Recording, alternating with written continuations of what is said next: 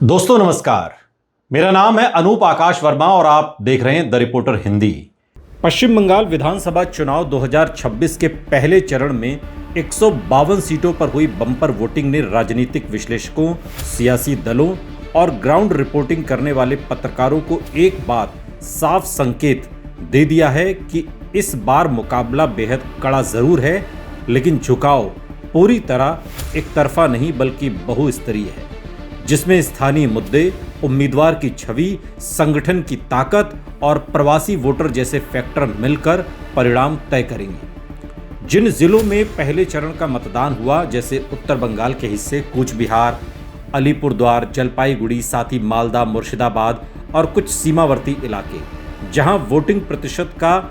अचानक बढ़ना ये दर्शाता है कि मतदाता इस बार ज्यादा सक्रिय और निर्णायक भूमिका में हैं।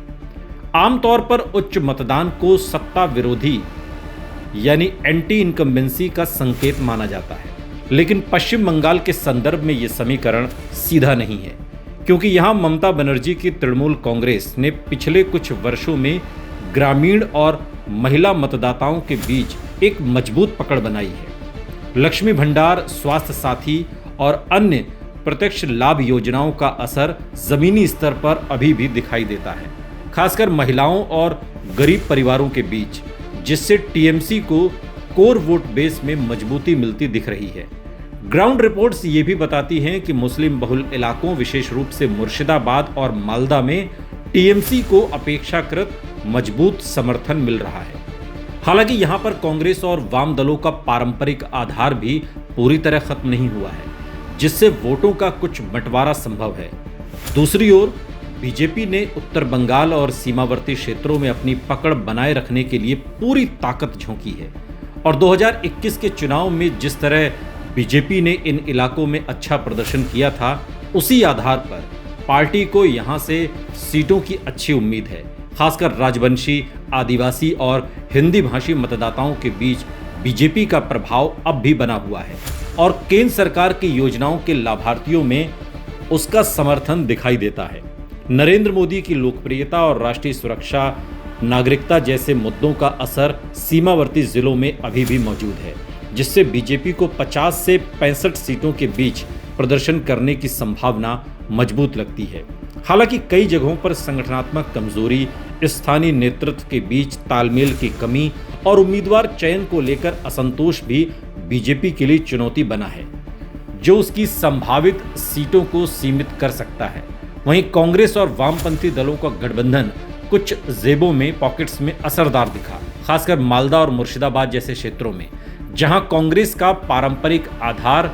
अभी भी पूरी तरह खत्म नहीं हुआ है, लेकिन राज्यव्यापी प्रभाव की कमी और संसाधनों की सीमितता के कारण उनका प्रदर्शन 10 से 20 सीटों के बीच सिमटता हुआ दिखाई देता है। अगर पूरे पहले चरण का एक समग्र आकलन किया जाए तो टीएमसी 85 से 100 सीटों के बीच जीत हासिल करती हुई नजर आ रही है, जो उसे स्पष्ट बढ़त दिला सकता है, लेकिन 100 के पार जाना इस बात पर निर्भर करेगा कि वो कितनी प्रभावी तरीके से वोट ट्रांसफर और बूथ मैनेजमेंट कर पाती है। बीजेपी 50 से 65 सीटों के बीच रह सकती है, जो उसे मजबूत विपक्ष के रूप में स्थापित रखेगा, लेकिन सत्ता तक पहुंचने के लिए यह आंकड़ा पर्याप्त नहीं होगा। कांग्रेस वाम गठबंधन 10 से 20 सीटों के बीच सीमित रह सकता है। हालांकि कुछ सीटों पर वो स्पॉइलर की भूमिका निभाते हुए टीएमसी या बीजेपी के समीकरण को प्रभावित कर सकते हैं। छिटपुट हिंसा की घटनाएं जो पश्चिम बंगाल के चुनावों में अक्सर देखी जाती है, इस बार भी कुछ क्षेत्रों में सामने आई है, लेकिन केंद्रीय बलों की तैनाती और चुनाव आयोग की सख्ती के कारण बड़े पैमाने पर हिंसा को नियंत्रित रखा गया है, जिससे मतदान प्रक्रिया अपेक्षाकृत शांतिपूर्ण रही। दिलचस्प बात यह है कि इस बार प्रवासी मजदूरों की वापसी और युवा मतदाताओं की बढ़ी भागीदारी ने चुनावी गणित को और जटिल बना दिया है। जहां एक ओर रोजगार और आर्थिक मुद्दों पर बीजेपी को कुछ बढ़त मिलती दिख रही है, वहीं स्थानीय कल्याणकारी योजनाओं और ममता बनर्जी की व्यक्तिगत छवि टीएमसी के पक्ष में माहौल बनाए हुए है। इसलिए ये कहना ज्यादा सटीक होगा कि पहले चरण में टीएमसी बढ़त में जरूर है, लेकिन बीजेपी पूरी तरह पीछे नहीं है और कई सीटों पर कांटे की टक्कर देखने को मिल सकती है। कुल मिलाकर पहले चरण का रुझान ओपिनियन पोल ये संकेत देता है कि टीएमसी अभी भी सबसे मजबूत स्थिति में है।